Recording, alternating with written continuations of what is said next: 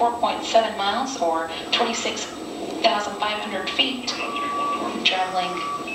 Discovery, go and throttle up.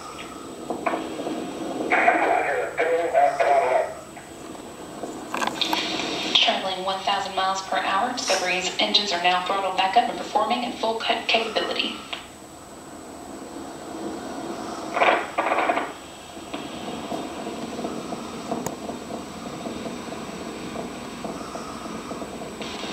At the dock, the shuttle weighed more than 4.5 million pounds, and now 1 minute and 27 seconds into the flight, the main engines and solid rocket boosters have reduced that weight by about half.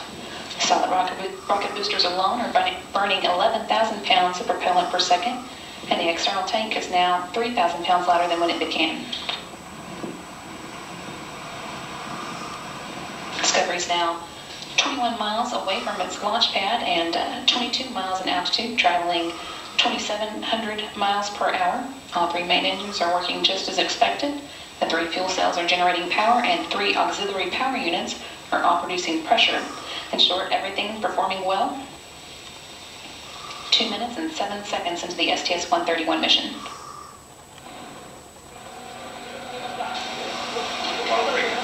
The booster officer in the Mission Control Center has confirmed the solid rocket booster separation. All systems continuing to function well.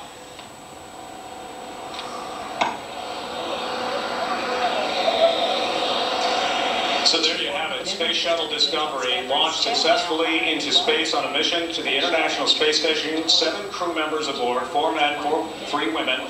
And it was just a spectacular launch for those of us who watched it here live. If you want to take a look at our live picture, you can see the plume that's been left behind as the sun just starts to rise a little bit on the horizon, creating this light blue light on the horizon with a little bit of orange, and then this spectacular crowd with a tiny white dot, which is the space shuttle, of course, burning its way out of the atmosphere and into outer space. Now, from our perspective, everything couldn't have been more perfect. You know, these night launches are just incredible to watch because they light up the area. Folks here, even people in the West, just ooh and ah whenever you watch one of these things. And I was one of them. Absolutely. Eric and Laura, it was a successful launch, of course, and hopefully the mission will go as smoothly. Now, one thing of note, a lot of the work here at the Space Center are watching this mission closely because, as you know, President Obama will be traveling to Florida while this mission is underway. They want to hear what he has to say about the future of the space program here at the Kennedy Space Center because of all of the jobs that affect people here in Brevard County and throughout Central Florida. So that will be very closely watched when he makes his appearance in the state of Florida here at the Kennedy Space Center around April 15th. Is what we understand. We talked to a couple of the workers here, and they're very curious to know what's going to happen as we are winding down the space shuttle mission. You know, we're going to only have 3 more launches after this.